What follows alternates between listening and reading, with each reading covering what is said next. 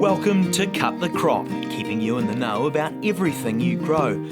Researchers, growers and other interesting folk delivering insights and information on topics ranging from agronomy to profitability. Brought to you by the Foundation for Arable Research. Hello and welcome. My name's Alison Stewart and I'm your host of this week's Cut the Crop. And today I'd like to welcome Soonie Chng from Plant and Food Research. Welcome, Soonie. Hello, Alison. Yeah, and Soonie's been working on a government-funded project looking at optimised management options for Ramularia on barley. So we're going to find out a little bit more about what progress has been made on that project. So let's start off by just talking about what's happening with Ramularia on barley at the moment. At the moment, Ramularia is always there on barley. There's never a year you're not going to see Ramularia on barley anymore. The disease pressure might vary from season to season, although I would say that was more of the effect of the program, with the findings from the program and the amendments to the management practices. So at the moment, that's what happened. And this season, Ramularia has already starting to appear on the winter barley. But yeah, that's about it. But however, the program itself, just in case people are not aware of it, we are in our final year of our third 3 years program, SFF program on minimizing Ramularia threat on barley. Mm-hmm. So the main objective of that was see whether we could come up with a combined agronomic with agrichemical kind of practices to manage the disease in a better way. But Ramularia actually was a disease caused by a fungus, most people would have known. And back in 2016, 15, 16, we were starting to see the disease emerging. Or should I say re-emerging? Yes. And re-emerging is more a logical term. And it becoming more and more difficult for the growers at the time to manage the disease. And that was how the whole SFF program was started. And Rob Craigie at the time from FAR with myself, and we decided to put together this application. So we went ahead and PFR, that's Plant and Food internal funding, and did a bit of preliminary work on the fungicide resistance screening. And that was just out of 26 isolates, and we found that a huge proportion at that time, 19 out of the 26 isolates, were showing insensitivity to SDHIs. Mm-hmm. And also all the isolates tested were actually resistant to the QRIs. So that gave us an alarm bell and say, okay, that explains why it was difficult to manage disease at the time. Yeah, and was that something that had been happening overseas as well?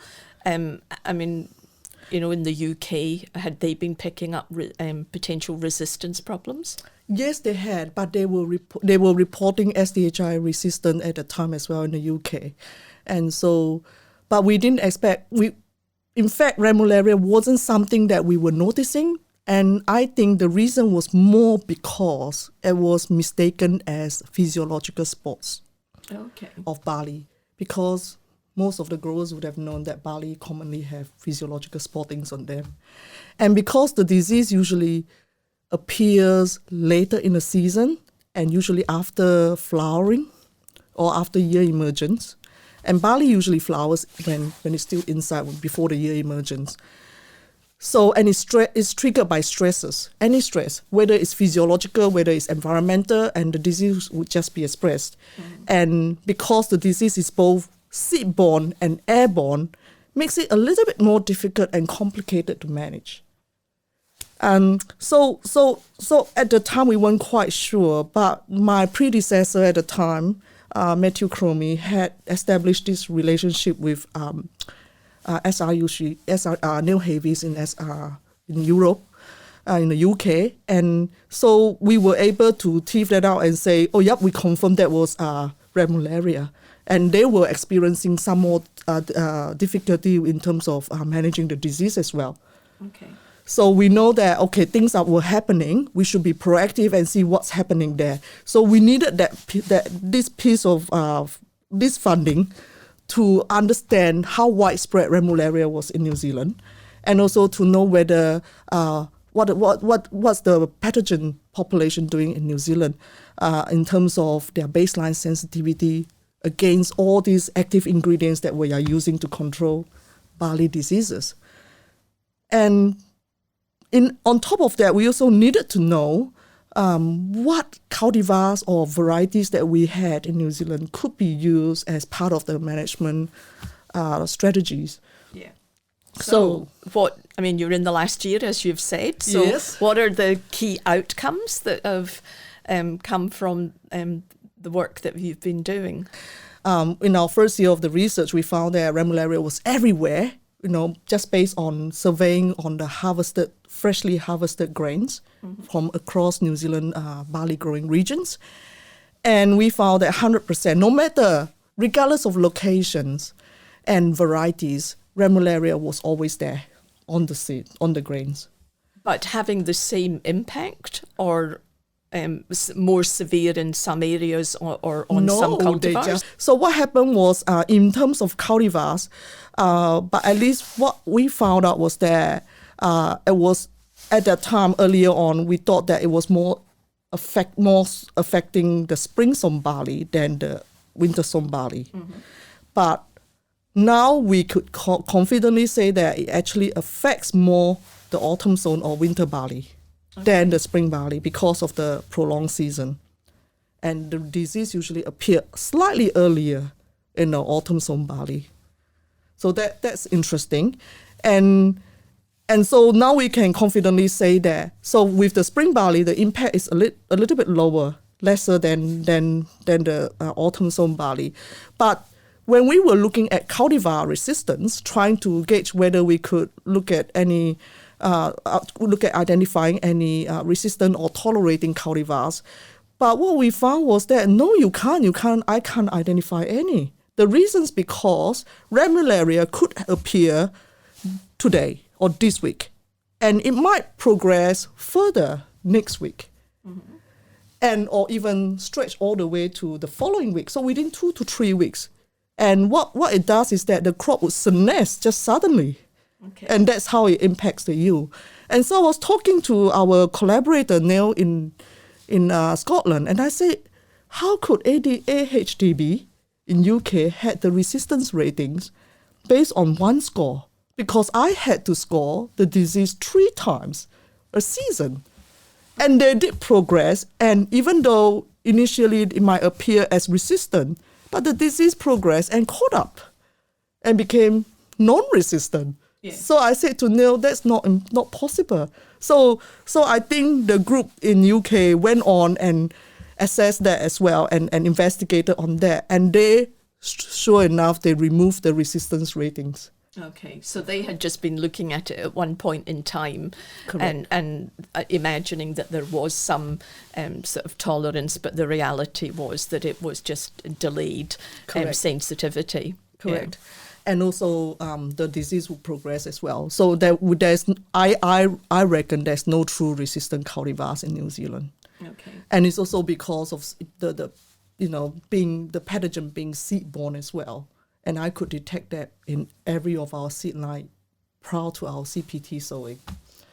So what about levels of sensitivity then, to the various chemicals? So all our isolates, unfortunately, in New Zealand are resistant to SDHIs. That's what we found from this program.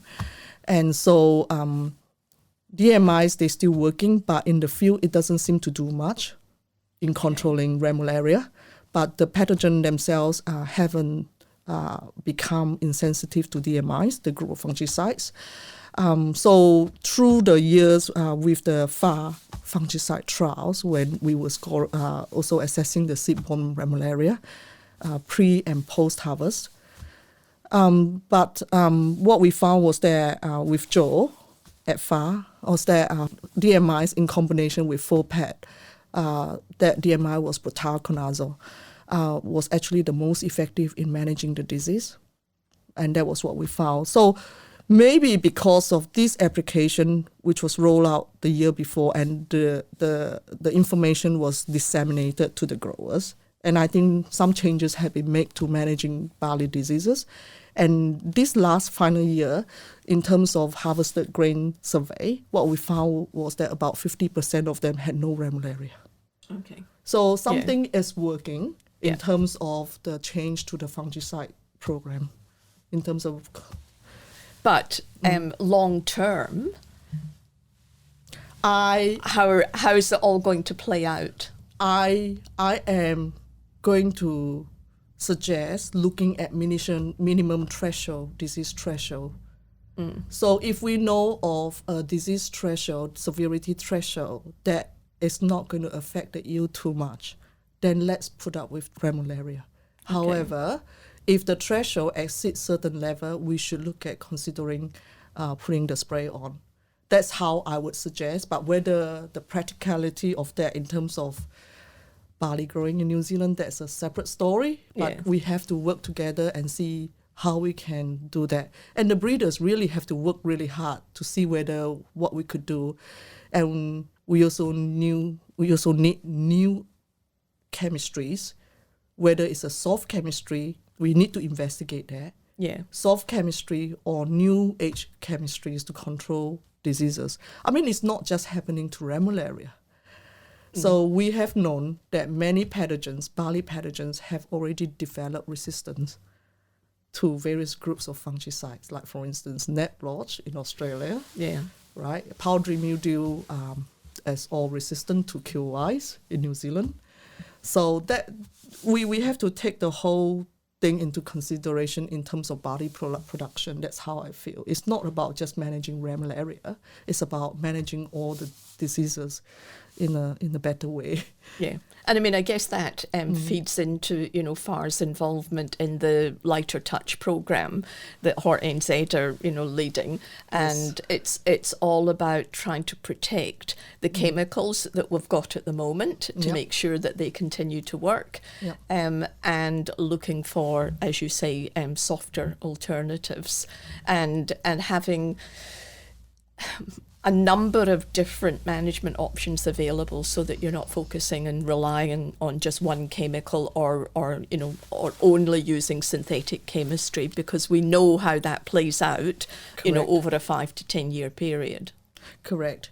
But new ones are coming up. But we do need some research into this area. It's not about just using whatever available overseas and try to import them because of different environmental conditions. Some of those products might not perform optimally under our New Zealand conditions. That's my only concern. Yeah. And I think concurrently there should be, hopefully there will be funding on looking at investigating, just for arable sector, whether we could look at some products there or looking at identifying now, is there anything that will help to control, not control, but at least manage the disease level or disease severity to a level that we could accept, and it's not going to impact on the yield too much. So the program, the funded program that you've got at the moment, finishes this year. Correct. Is there a plan for you to continue on the work and continue to do the sensitivity analysis?